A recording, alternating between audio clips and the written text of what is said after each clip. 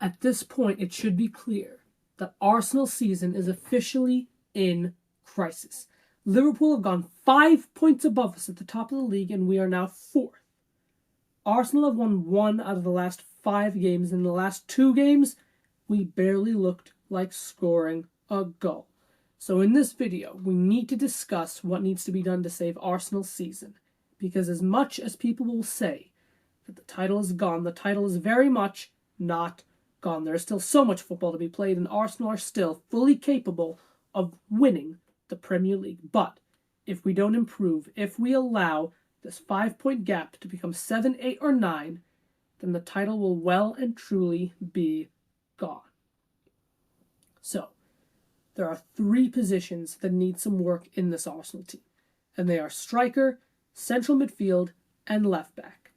These are all positions that need strengthening, and they are all positions that have readily available solutions either in the squad or on the market. And this is all business that Arsenal need to get done in the January transfer window so that we can go into the critical end of the season with the best squad possible. We'll start with left back because this is, in my opinion, the easiest fix of them all because the players we need are already in the squad. It is no secret that Zinchenko is a defensive liability. We saw it at Anfield, we saw it against West Ham, we saw it countless times last season. However, Arsenal do have Tomiyasu and Timber in the squad. Both are fully capable of playing left back, and they add more defensive solidity to the back line. Of course, there are injury issues there.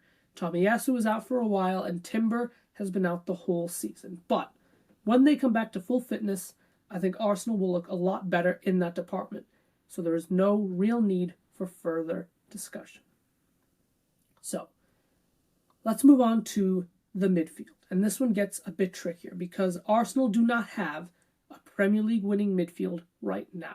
Odegaard, Rice, Havertz is not a midfield that can reliably carry you through games.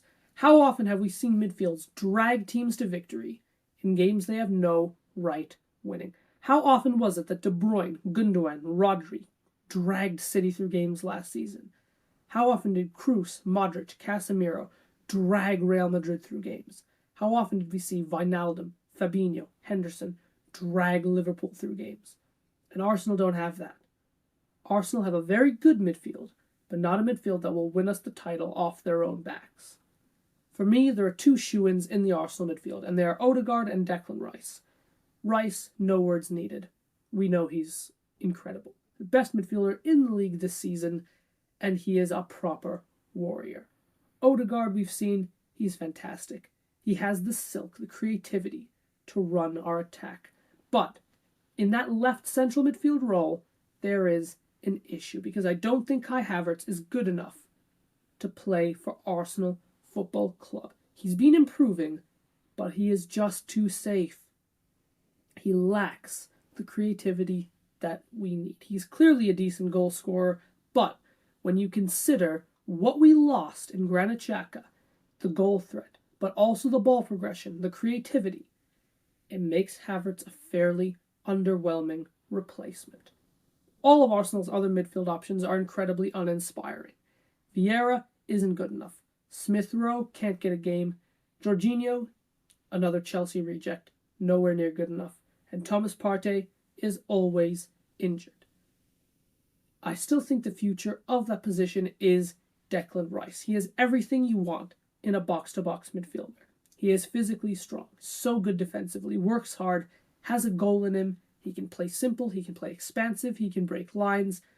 We've even seen him link up play in the final third. He is just the perfect midfielder, and freeing him up to go forward will be what gets the best out of him, which means Arsenal need a new defensive midfielder. There are 3 options that I think Arsenal should be looking at, and the first one is João Palhinha. Palhinha is a superb footballer. The steel, the aggression, the ability to win a tackle. Deploying him next to Declan Rice in those big away games, because we have some very big away games coming up, at City, at Tottenham, at United, that could make us very difficult to beat. However, Palhinha is not my preferred option, because on the ball, he seems very limited. Admittedly, I haven't seen much of him, but what I've seen, he does not seem like enough of a ball player to be effective in this midfield. For a team that averages 60% possession a game, Palhinha would just be too simple and too slow. Plus, there's the issue of money. Fulham don't want to sell. He signed a new contract over the summer, and Fulham rejected a £65 million bid from Bayern Munich for João Palhinha, which means we would likely need to offer more than that. And when you consider our situation with FFP, it just doesn't seem feasible to raise those sorts of funds just to blow them on a midfielder that, at best, you can consider very, very limited. The second and my favorite option for the position is Martin Zubimendi. He is once again a wonderful footballer, but he is more of a ball player, which is what we need in our midfield right now. His ability to play line-breaking passes, to be expansive, to kind of link the midfield together is what we need right now. He isn't the best physically, he's okay defensively, but with someone like Declan Rice in the midfield, I don't think physicality is much of an issue. He is also very reasonably priced. He has a release clause of 52 million, and in today's transfer market, that is very good value for a player of Zubimendi's quality. And the third option is Douglas Luiz, but I'm afraid this deal is simply not possible. I just think Villa are doing too well, and Luiz is too important to them for them to even consider selling, especially to a team that is right behind them in the league. Now, we're going to talk about the striker. Plain and simple, Jesus and Nketiah are not good enough to win a Premier League title. And we'll start with Jesus. I think he is a fantastic player. His ability on the ball, 1v1, his ability to get on the dribble in the box is so good. He's so aggressive in the press. He has so much energy, such a hard worker. He raises the level of everyone around him. And that is really, really special. So I wouldn't even consider selling Gabriel Jesus. The problem is, he simply doesn't score enough goals. He has 3 goals in the league this season, and for the number 9 of a team challenging for the league, that is simply not good enough. Eddie Nketiah, on the other hand, is nowhere near the level of this Arsenal team, and he needs to be sold. There seems to be this weird chat in the Arsenal community about Nketiah, where every time he scores, people seem to think that that proves he is up to the level of Arsenal and he should stay. Of course he'll score goals. He is a striker. That doesn't mean he is good enough to play for this club. He's missed some huge chances this season. Against Tottenham, against Palace, he missed 2 big chances. And when he doesn't score, he does nothing. He can't hold up the ball. His link-up play is terrible. He can't beat a man out wide like Jesus. He simply has no place in a team that is challenging for the Premier League title.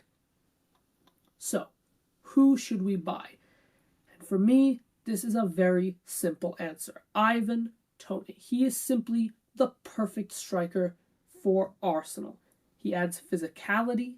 He adds elite level finishing. His ability to lose a marker in the penalty area is something that is simply just special. There is no other way to describe it. He is a very, very good striker.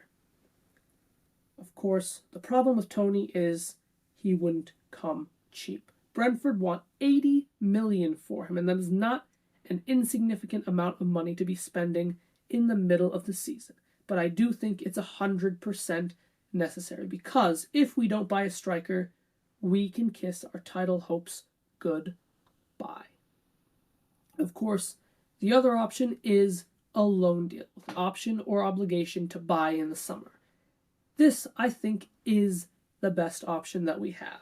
We get Toney, we don't worsen our FFP situation, and Brentford get a guaranteed £80+ million in the summer, plus whatever we pay to finalize the David Raya deal.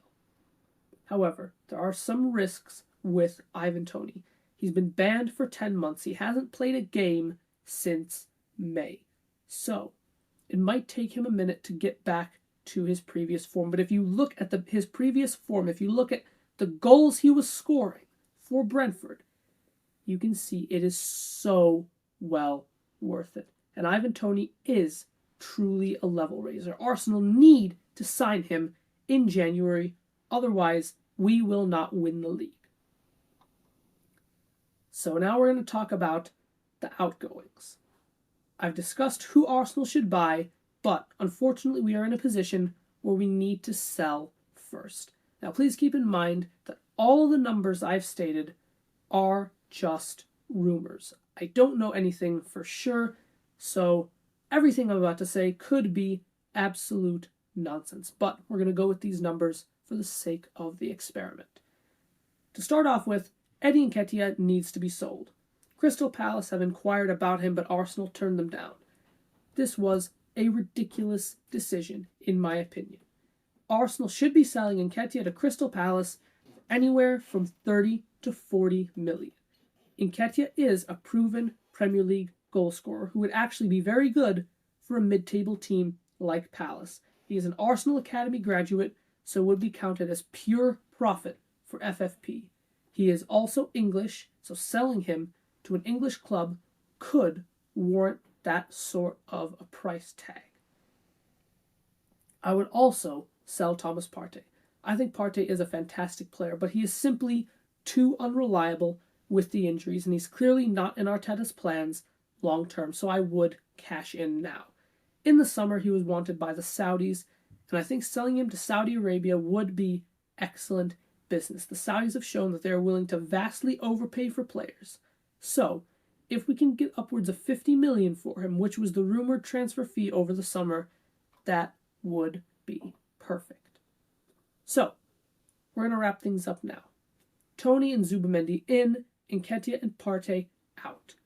If Arsenal get this business done, then we will undoubtedly be back in the Premier League title race. And believe me, Raya, White, Saliba, Gabriel, Timber, Zubimendi, Rice, Odegaard, Saka, Martinelli, Toney. That is a starting 11 that can win the Premier League title. And with players like Jesus, Havertz, Tomiyasu, Trossard in the squad, that's a team that can really compete with the likes of City and Liverpool. So, let me know what you guys think in the comments. Am I a genius or am I chatting?